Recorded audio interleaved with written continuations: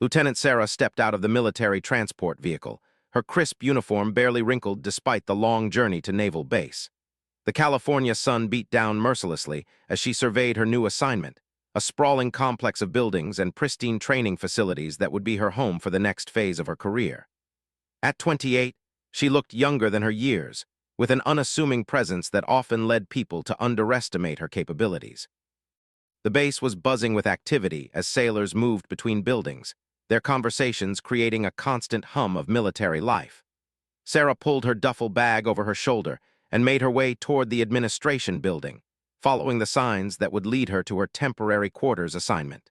What none of these service members knew was that Sarah wasn't just another junior officer being transferred between bases.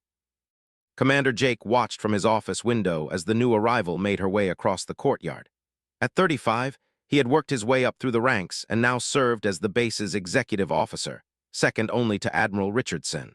Had built his reputation on maintaining order and discipline, and he took pride in knowing everything that happened on his base. The arrival of Lieutenant had been noted in the daily briefings, but something about her transfer seemed unusual. Her file was surprisingly thin for someone with her apparent experience level. "Another fresh face," muttered to his assistant, Petty Officer Davis, who was organizing files nearby. "Probably some admiral's daughter looking for an easy posting before she gets her next promotion handed to her." Davis nodded without looking up from his paperwork. The base had seen its share of well-connected officers who seemed to advance faster than their peers, and had developed a particular disdain for what he perceived as nepotism in the ranks. He made a mental note to keep a close eye on the new lieutenant. Sarah completed her check-in process with minimal interaction, answering questions briefly and professionally. The yeoman processing her paperwork seemed surprised by how little small talk she engaged in, but Sarah had learned long ago that maintaining a low profile often served her better than trying to make immediate friends. Her assignment was to the base's logistics division, a seemingly routine posting that would put her in charge of supply chain management for the facility.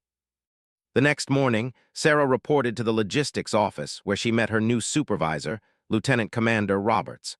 Roberts was a career logistics officer who had been running the department for 3 years and took pride in the efficiency of his operation. He looked over Sarah's credentials with a mixture of curiosity and skepticism. "Your previous assignments are interesting," Roberts commented, flipping through her service record. "You've been moved around quite a bit for someone at your rank. Any particular reason for all the transfers?" Sarah maintained her composed expression. "I go where the Navy needs me, sir. I've found that different assignments help broaden perspective and improve overall effectiveness." Roberts nodded, though something in her answer seemed rehearsed to him. "Well, we run a tight ship here. Our supply efficiency ratings are among the highest in the fleet, and I intend to keep it that way. Your job will be to oversee procurement coordination with our external vendors and ensure our inventory management systems stay current." The work seemed straightforward enough, but Sarah noticed several inefficiencies in the current system within her first week. The base was overpaying for certain supplies due to outdated vendor contracts, and the inventory tracking system had gaps that could easily lead to shortages or waste. However, she kept these observations to herself, focusing instead on learning the established procedures and building relationships with the enlisted personnel who handled the day-to-day operations. Petty Officer Martinez, who had been working in logistics for 5 years, was assigned to help Sarah get oriented. Martinez was initially wary of the new officer, having seen too many fresh lieutenants try to change everything without understanding how things really worked. But Sarah's approach was different. She asked thoughtful questions, listened carefully to explanations, and never dismissed existing procedures without understanding their purpose. "You're not like most of the new officers we get," Martinez observed during her second week. "Most of them come in here trying to prove themselves by changing everything on day one." Sarah smiled slightly. "I've learned that understanding a system is more important than fixing it quickly. Besides, the people doing the work usually know better than anyone where the real problems are." This approach began to win over the logistics team, but it also drew attention from Commander, who made regular tour through all departments. During one of his visits, he found Sarah reviewing shipping manifests with unusual intensity, cross-referencing them with budget reports in a way that seemed beyond the scope of her assigned duties. "Lieutenant," said, approaching her desk, I notice you're spending a lot of time on analysis work. Is there something wrong with our current procedures? Sarah looked up calmly. No, sir, just trying to fully understand our operations. I find that comprehensive knowledge helps me do my job more effectively. Studied her for a moment. There was something about her demeanor that didn't match her apparent rank and position. Most lieutenants would show more deference when questioned by a commander, but Sarah maintained eye contact and spoke with a confidence that seemed unusual for someone in her position. Your previous commanding officers gave you excellent reviews, continued. Almost suspiciously excellent, actually. You've never had a single negative evaluation or disciplinary action in your entire service record. That's either very impressive or very convenient. I try to do my job well, sir, Sarah replied simply. After left, Martinez approached Sarah's desk with concern. Commander doesn't usually pay this much attention to individual officers unless something's bothering him. You might want to keep your head down for a while. Sarah nodded thoughtfully. She had dealt with suspicious superior officers before, and she knew that drawing the wrong kind of attention could complicate her mission significantly. However, she also knew that her real purpose at this base required her to understand every aspect of its operations, not just the logistics department. Over the following days, Sarah began to notice patterns in the base's operations that concerned her. Equipment maintenance schedules seemed inconsistent, and there were gaps in security protocols that could potentially be exploited. Most troubling were discrepancies in supply records that suggested either serious mismanagement or something more deliberate. She began documenting these issues carefully, but she needed more access to investigate properly. The opportunity came during a base-wide emergency drill. While most personnel were focused on the exercise, Sarah used her access credentials to review additional records in the administrative systems. What she discovered confirmed her worst suspicions. Someone was systematically siphoning supplies and equipment from the base, covering their tracks with false paperwork and manipulated inventory records. The operation was sophisticated and had been running for months, possibly years. Commander happened to be passing through the logistics office when he noticed Sarah's computer screen displaying files that were clearly outside her normal scope of work. He approached quietly, trying to get a better view of what she was accessing. "Working late, Lieutenant?" he asked, startling her slightly. Sarah quickly closed the files and turned to face him. "Yes, sir, just catching up on some administrative work." His eyes narrowed. "Those looked like personnel files to me. That's not typically part of logistics administration." "I was cross-referencing some vendor contact information," Sarah replied smoothly. "Sometimes the directories get out of date." The excuse was plausible, but instincts told him there was more to this story. Lieutenant was clearly not what she appeared to be, and her behavior was becoming more suspicious by the day. He made a decision that would change everything. "Lieutenant, I think it's time you and I had a more detailed conversation about your assignment here. Report to my office tomorrow morning at 800 hours. Sarah maintained her professional composure, but internally she knew that her cover was beginning to unravel. The investigation she had been sent to conduct was far from complete, and if decided to dig deeper into her background, it could jeopardize everything. She spent that evening carefully considering her options, knowing that the next day would likely determine the success or failure of her mission. The base continued its normal operations around them, unaware that a dangerous game was being played in their midst. Sarah was not the simple logistics officer she pretended to be, and Commander was about to discover just how wrong his assumptions had been. The real question was whether he would learn the truth before or after it was too late to matter. The morning meeting in Commander's office was tense from the moment Sarah entered. Sat behind his desk with Sarah's service file open before him, several pages marked with yellow sticky notes. He had clearly spent considerable time reviewing her background overnight, and his expression suggested he had found something that troubled him. "Please sit down, Lieutenant," said, gesturing to the chair across from his desk. "I've been doing some additional research on your background, and I have to say, there are several things that don't add up." Sarah took the offered seat and maintained her calm demeanor, though she was rapidly calculating possible responses to various lines of questioning. "What seems to be the concern, sir?" Leaned forward slightly. "Your service record is almost too perfect. No disciplinary actions, no negative evaluations, and yet you've been transferred 6 times in 8 years. That's unusual for someone with your apparent performance level. Most outstanding officers stay in positions longer to build expertise and leadership experience. The Navy has diverse needs, sir, Sarah replied carefully.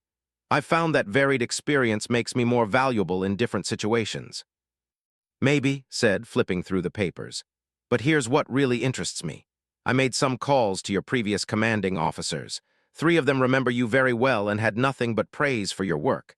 But 2 of them had no clear recollection of you at all, despite the glowing evaluations in your file.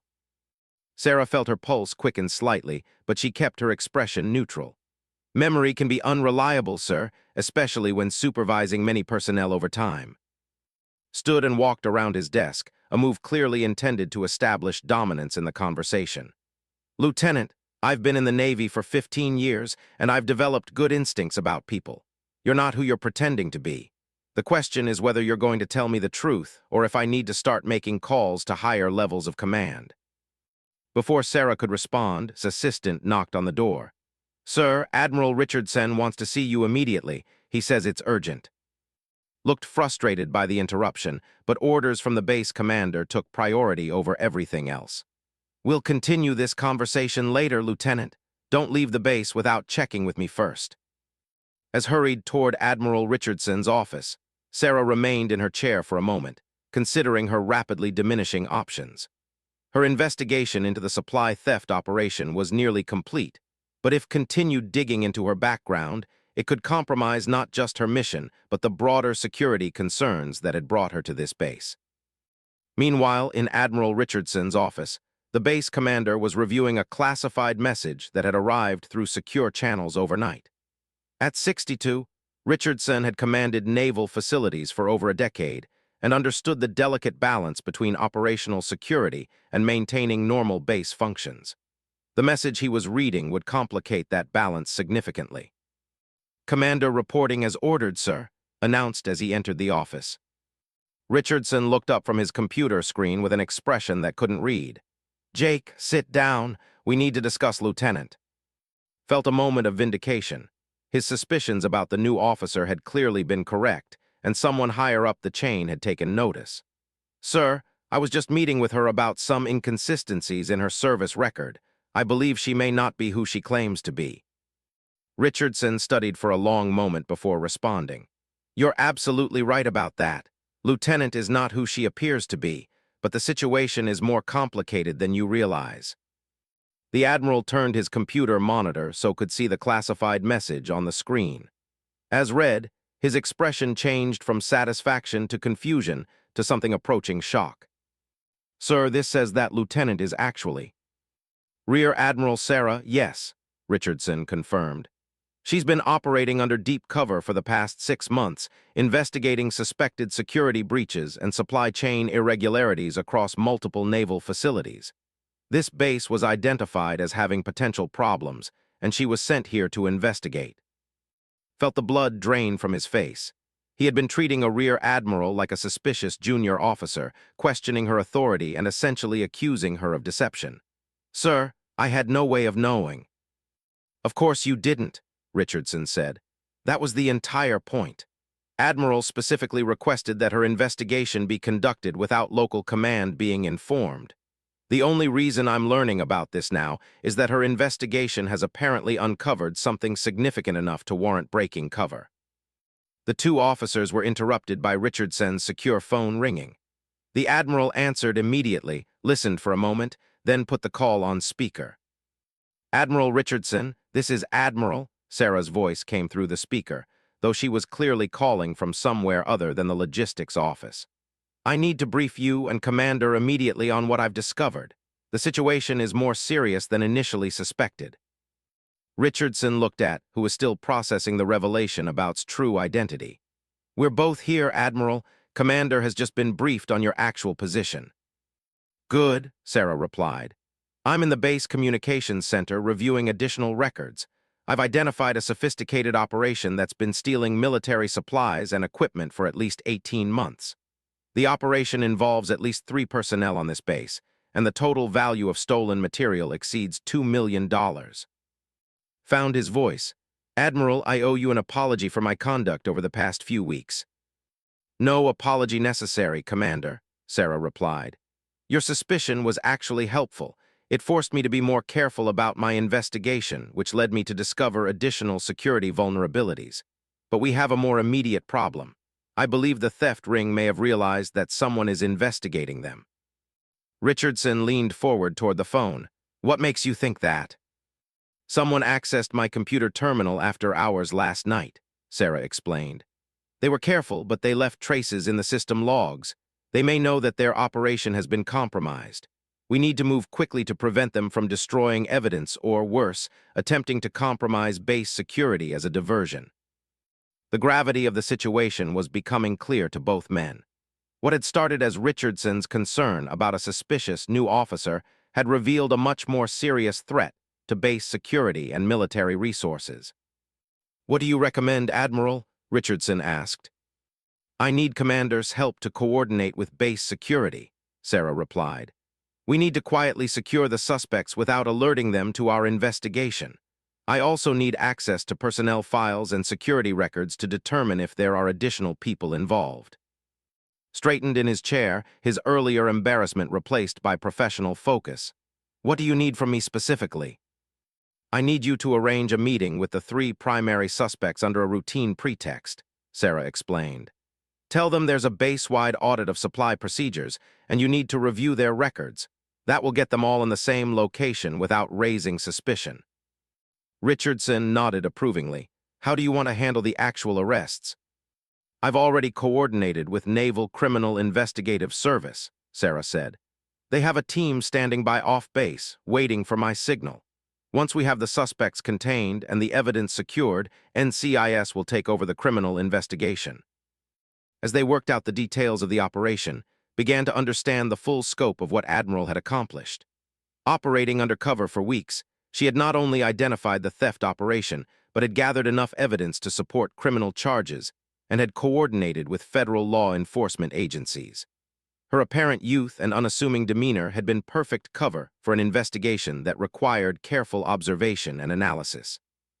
"Admiral," said, "when this operation is complete, I'd appreciate the opportunity to discuss what I observed about your investigative methods. I think there are things I could learn that would help me be more effective in my role." Sarah's voice carried a note of amusement. "I'd be happy to discuss that with you, Commander, but let's make sure we successfully complete this mission first." The next few hours would test the coordination between the 3 officers as they worked to bring down a criminal operation that had been systematically stealing from the United States Navy.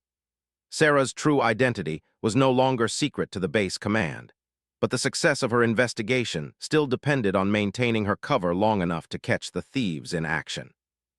As Richardson and prepared to coordinate the operation, neither man could shake the realization that they had completely misjudged the quiet lieutenant who had seemed so unremarkable when she first arrived at their base. Admiral Sarah was about to demonstrate exactly why she had been chosen for such a sensitive and important mission. The operation began at exactly 1400 hours when Commander called Lieutenant, Petty Officer First Class, and civilian contractor Williams to his office for what he described as a routine audit meeting. All 3 had been identified by Admiral as key figures in the supply theft operation, and each had access to the systems and facilities necessary to carry out the sophisticated scheme. Admiral, still maintaining her cover as lieutenant, positioned herself in the logistics office where she could monitor communications and coordinate with the NCIS team. She watched through the office's security cameras as the 3 suspects made their way to office, nodding their body language and demeanor for any signs that they suspected the meeting was more than routine. Lieutenant arrived first, carrying a thick folder of supply records that suggested he was taking the audit seriously. At 31, had been on the base for 4 years and had earned a reputation as a dedicated logistics officer. His personnel file showed steady performance evaluations and no disciplinary issues, making him an unlikely candidate for criminal activity. However, his investigation had revealed that had been systematically modifying supply orders to create phantom shipments that were then diverted for illegal sale. Petty Officer entered office looking nervous, which wasn't unusual given his generally anxious personality. Had been in the Navy for 12 years and was approaching retirement. His knowledge of supply systems and inventory procedures made him valuable to the theft operation, but suspected he might be the weak link who would break under pressure. Williams, the civilian contractor responsible for coordinating with external vendors, appeared calm and professional. As someone who worked with multiple military facilities, he had the connections necessary to sell stolen military supplies without attracting attention. His investigation had identified him as likely the mastermind behind the operation. In his office, the commander began the meeting by explaining the supposed audit procedures, watching carefully for reactions from the three men. Admiral Richardson had positioned himself in an adjacent office where he could monitor the conversation and coordinate with base security if needed. We're conducting a comprehensive review of our supply chain procedures to identify potential areas for improvement. I need to review your records and procedures in detail to ensure we're meeting all Navy standards. Opened his folder and began explaining the current inventory management system, his presentation smooth and confident. Fidgeted with his papers, but answered questions adequately. Williams provided detailed information about vendor relationships and procurement procedures, demonstrating extensive knowledge of the base's operations. As the meeting continued, Admiral received confirmation through secure communication that the NCIS team was in position around the base. She also had access to real-time monitoring of the suspect's computer accounts, and she noticed unusual activity that suggested someone was attempting to delete files remotely. Immediately contacted through a discrete signal system they had established. His phone vibrated with a text message that appeared to be routine administrative communication, but actually contained coded instructions from. Said, responding to signal, "I need to step out for a moment to retrieve some additional paperwork. Please remain here and continue reviewing your procedures." As left his office, he activated the discrete recording system that would capture any conversation between the three suspects.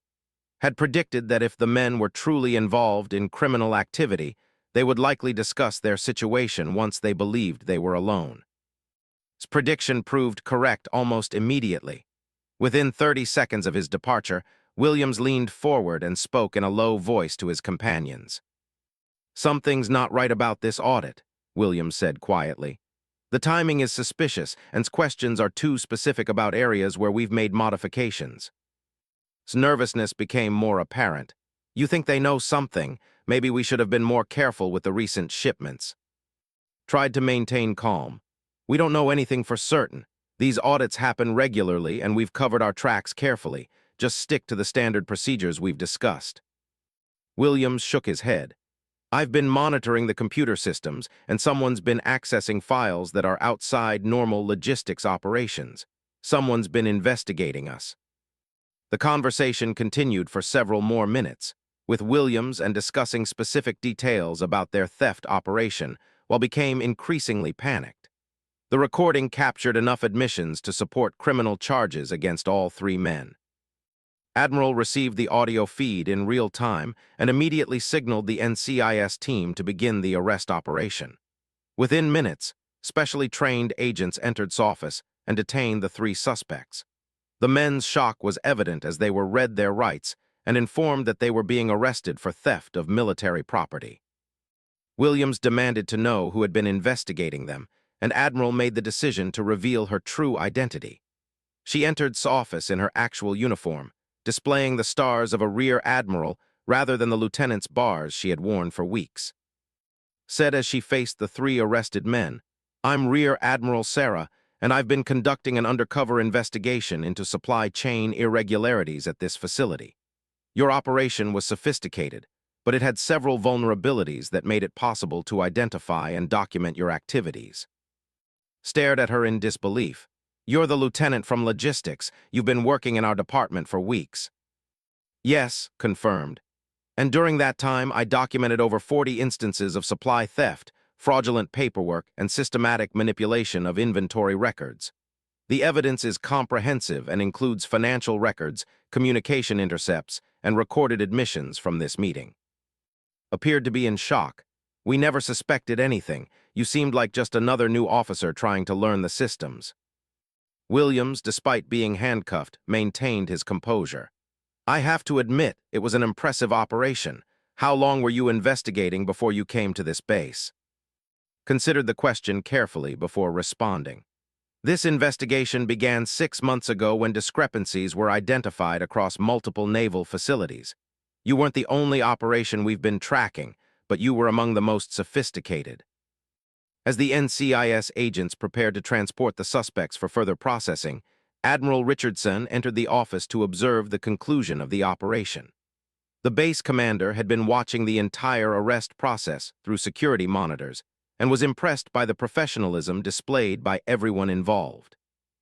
"Admiral," Richardson said, "I want to thank you for your discretion in conducting this investigation. The potential damage to base security and military readiness could have been significant if this operation had continued." Nodded. The investigation also revealed several procedural vulnerabilities that should be addressed to prevent similar operations in the future. I'll be providing a comprehensive report with recommendations for improving security protocols. Commander, who had been quietly observing the arrests, approached with obvious respect.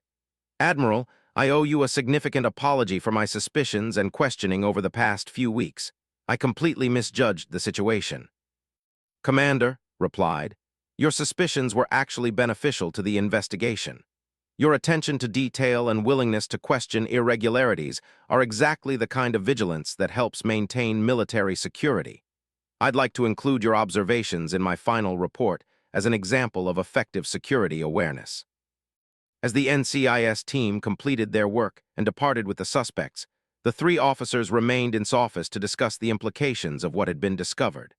The theft operation had been running for over 18 months and had stolen supplies and equipment worth millions of dollars. More concerning was the realization that similar operations might be active at other military facilities. "What happens next?" asked. Pulled out a secure communication device. "I need to brief Pentagon leadership on what we've discovered here. This investigation will likely expand to include additional facilities and personnel. The methods used by this theft ring were too sophisticated to be an isolated case." Richardson nodded grimly. "Are you able to tell us how many other facilities might be affected?" "The investigation is ongoing," replied carefully, "but preliminary evidence suggests this could be a much larger problem than anyone initially realized. The good news is that we now have proven methods for identifying and stopping these operations." Over the following days, Admiral worked with base leadership to implement immediate security improvements while preparing her comprehensive report on the investigation. Her true identity became known to key personnel on the base, though the details of her undercover work remained classified. Petty Officer Martinez, who had worked closely within the logistics department, was among the few enlisted personnel informed about the Admiral's real identity. Martinez's reaction was typical of many who had interacted with during her undercover assignment. "I knew there was something different about you," Martinez told during a private conversation. "You knew too much and asked too many smart questions to be just another new lieutenant, but I never would have guessed you were an admiral." Smiled. "The best cover is often to be exactly who you appear to be, just not at the rank people assume. I've learned that people often see what they expect to see rather than what's actually there." The investigation's success led to significant changes in how the Navy approached supply chain security. Admiral's methods became a model for similar investigations at other facilities, and her report influenced new policies for monitoring and preventing military supply theft. 6 months later, Admiral received her next assignment as commander of Naval Base San, one of the largest and most important naval facilities on the West Coast. Her successful undercover investigation had demonstrated her capability for complex leadership challenges, and the Navy needed experienced officers who could handle both traditional command responsibilities and modern security threats. Commander was promoted to captain and given command of a smaller facility where he could apply the lessons learned from working with Admiral. His experience with the investigation had taught him valuable lessons about leadership, security awareness, and the importance of not making assumptions about people based on their apparent rank or position. The three arrested men were ultimately convicted of theft of military property and conspiracy charges. Williams received the longest sentence as the mastermind of the operation, while received a reduced sentence in exchange for his cooperation with the broader investigation into military supply theft. Admiral's investigation ultimately led to the identification and prosecution of similar theft rings at 4 other military facilities, recovering millions of dollars in stolen equipment and preventing ongoing security breaches. Her success demonstrated the effectiveness of well-planned undercover operations in addressing modern military security challenges. The story of the unassuming lieutenant who turned out to be an admiral became a cautionary tale about making assumptions and a reminder that the most effective leaders often don't look or act like what people expect. For Sarah, it was simply another successful mission in a career dedicated to protecting military resources and maintaining the security that allowed the Navy to carry out its mission of protecting American interests around the world.